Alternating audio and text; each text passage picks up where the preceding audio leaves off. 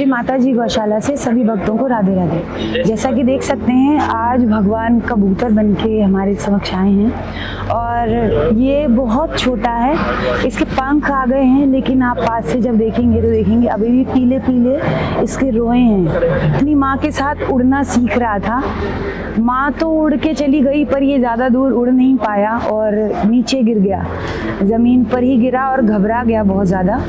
तब हमने इसको ले लिया है क्योंकि ज़मीन पर रहेगा तो कुत्ते बिल्ली इसे पकड़ सकते हैं और अभी क्योंकि उड़ान भरना इसने सीखा नहीं है तो वापस किस घोंसले से आया, इसका माँ बाप का घर कहाँ है, कुछ पता नहीं है। तो अभी पूर्ण रूप से ये भगवान को ही समर्पित है। तो अब हम इसको अपना परिवार बनाकर माताजी गौशाला का ही एक हिस्सा बनेगा और अब इसे हम ही पालेंगे, पोसेंगे, बड़ा करेंगे।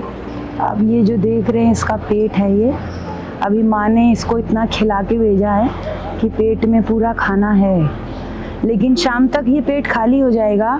और क्योंकि ये बहुत छोटा है तो ये खुद से खाना भी नहीं जानता है। इसे फीड कैसे करते हैं, इसके लिए फीडिंग के लिए सिरिंज में एक पाइप डालेंगे, सिलिकॉन पाइप होता है, उससे हम चने के सत्तू को घोलकर सीधा इनके गले तक वो पाइप देंगे, जिससे कि जैसे चोंच से माँ अपने बच्चे को बिल्कुल अंदर तक खिलाती है जिससे ये केवल निगलते हैं, वैसे ही हम इसको खिलाएंगे जब तक ये खाना ना सीख ले। और फिर जब ये खाना सीख जाएगा तब ये निश्चिंत हम हो जाएंगे कि हाँ शायद अब ये अपने जीवन में जीना सीख गया है।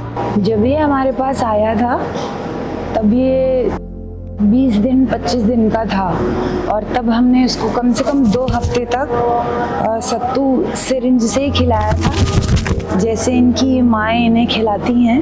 और 2 हफ्ते बाद इसने थोड़ा थोड़ा खाना शुरू किया, तब हम इसे बाजरा चावल खिलाते थे और अब ये 3 महीने का हो चुका है और बहुत उड़ना चाहता है। तो हमने सोचा कि अब हम इसे आज़ाद करें, लेकिन अभी भी हमें भय है कि ये कहीं खुले में जी पाएगा कि नहीं, इसलिए अभी हम अपने बीमार गाय के शेड में ही रख रहे हैं जो चारों तरफ से सुरक्षित है, जहाँ कुत्ते बिल्ली नहीं आते और यहाँ बहुत सारे कबूतर रहते हैं। तो अब हमें यहाँ ही इसे रखेंगे ताकि ये खुला आज़ाद भी रहे और उड़ सके, खा सके, और कहीं भी ये गिरता है या परेशान होता है तो पुनः हम इसे अपने संरक्षण में ले लें।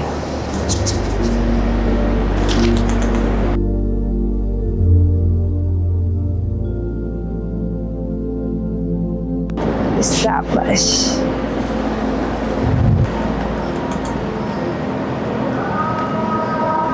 ऐसे ही चलेगा, उड़ेगा।